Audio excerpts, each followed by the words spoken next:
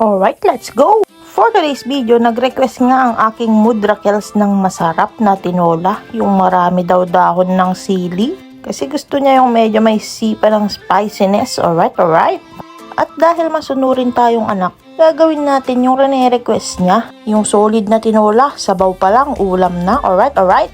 Una sa lahat, first of all, i-flex ko lang yung bago natin mga cookware. Fresh from SM. Tignan nyo naman yung mga presyo niyan. Ginto. Itong frying pan nga, 1.6 yata to eh. Ganun nila ako kamahal. Shout out kay Attorney Ali at Attorney Raymar. Alright. Ang mga mababait kong ate at kuya. Dahil dyan, lulutuan ko kayo ng masasarap na putahe gamit itong mga regalo nyo sa akin. Alright. Hinugasan muna natin bago gamitin. Saka tayo naglagay ng mantika. Magigisa rin tayo ng bawang, sibuyas at luya. Pinagsabay-sabay ko na pero dapat ikaw yung inuuna niya. Alright.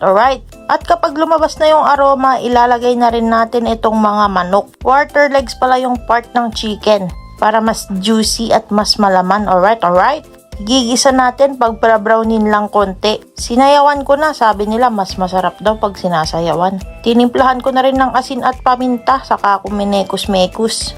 Pati nga yung cover nito, napaka-solid mga kapulutan. Rubber yung gilid nyo. Wala talagang sisingaw dyan. Mas mapapabilis at mas lalong sasarap ang ating linuluto. Alright. Amoy na hanggang kapitbahay. After magisa, naglagay na ako ng stalks ng onion leaves, chicken cubes at mineral water. Yung saktong tubig lang. Saka natin tatakpan, papalambutin, papakuluin. After 20 minutes, linagay ko na rin itong sayote. Walang sakin, sayote.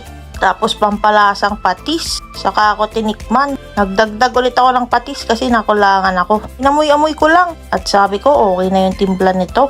Nung naluto na yung sayote, syempre lalagay na rin natin itong dahon ng sili. Kayo ba mga kapulutan, mas gusto nyo ba dahon ng sili or dahon ng ampalaya or dahon ng malunggay? Comment down naman kung anong dahon ng linalagay nyo sa tinola.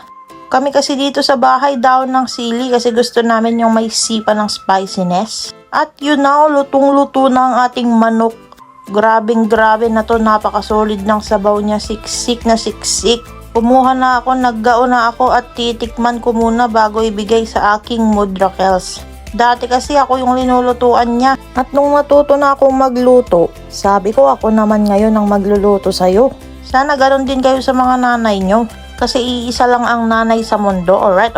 At nung natikman ko na nga at solid yung lasa niya, binigay ko na sa aking Mudrakels. At kinilig pa nga siya sa sarap. Nag-take to pa sa kanin yan. Pati nga si vodka, takam na oh. At kung nag-enjoy kayo mga kapulutan, follow us for more videos. Alright.